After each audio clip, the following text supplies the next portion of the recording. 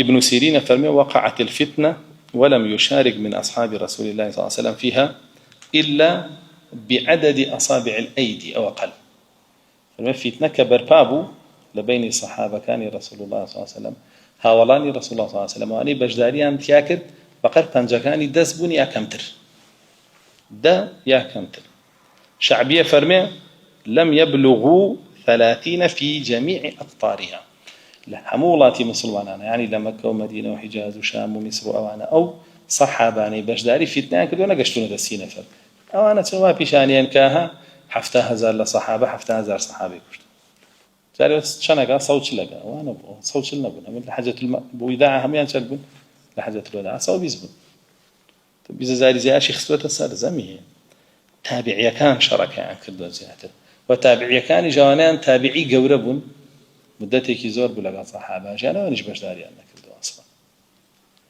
باشا أبو العالية فرمي كجنجي صفين روية شوم شكم هبو أسبم هبو أصلحم هبو شوم الأشكري عليه عليم بحق زاني فرمي استجبن هر علي بحق زاني بس فرمي كلوي وستاين إما وتمان الله أكبر أنشتيان الله أكبر وتمان لا إله إلا الله وتمان لا إله إلا الله من شلون بشر لك الله معنا كم رجع عليه هات مدوا ورشمه أبو شيء هذا مسلمان أيوة حديثه ثاني إيش لا ترجعوا بعد كفارا يضربوا بعضكم رقاب بعض وصحابة جار نبوة حديث ثاني زود شعر ثاني وهم شيء يا أخوي بارستو ثاني أبو بكر فرمك بيني مكوتاوي خيني مسلمان برجع هات مدوا وتنبينا مالكشم مشتي أناها ومقوم رزقا كان بالنا عمر وأما سلك كرويدا ولا رأسا بما ندرك وتو أساسا شيء اجتهاد شيء غلط باشا وشون وتبان إما معاوية حاليا إما علي إما بما نية بصحابة بلين حاليا إما أهلي أونين بريال لسلوبين أما بريال رسول الله صلى الله عليه وسلم كاتك عماري كرياسير أبيني لدروس كردني مزقوتا دودو خشتين أو يعني كامي يك خشتين بعماري كرياسير فرمت تقتلك الفئة الباغية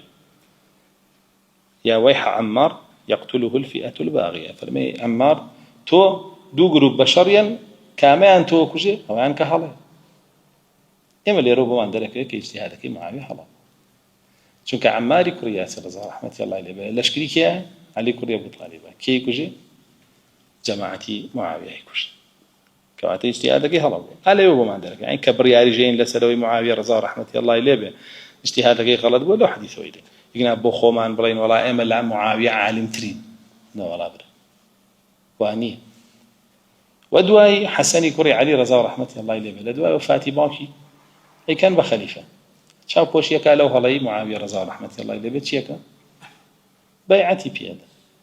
خلافتها تدسي أو تنازلي بوكا لكاتيكا معلومات عن معاوية بس شامي بدا سو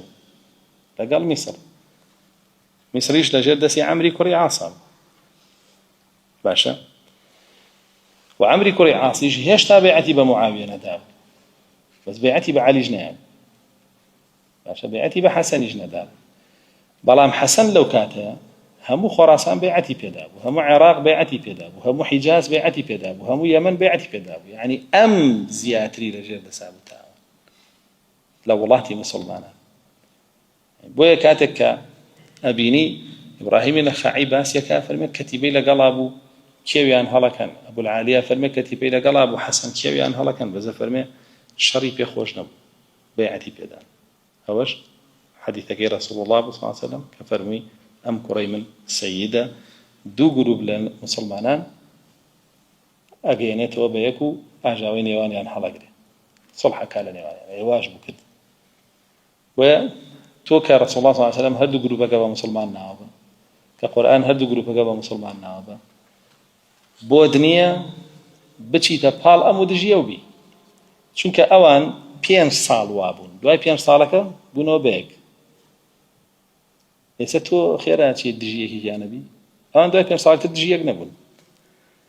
ئێستا خێرە تۆ دوای 1450 ساڵی ئەنجا دژایەتیەکەیتەوە قساکەیتەوە بابەتانە بۆیە بەس کەسی نەفام و نەزان لەسەر ئەو بابەتانە ئاڕۆ ئاوە ئاژاوانێتەوە قسە ئاکاتەوە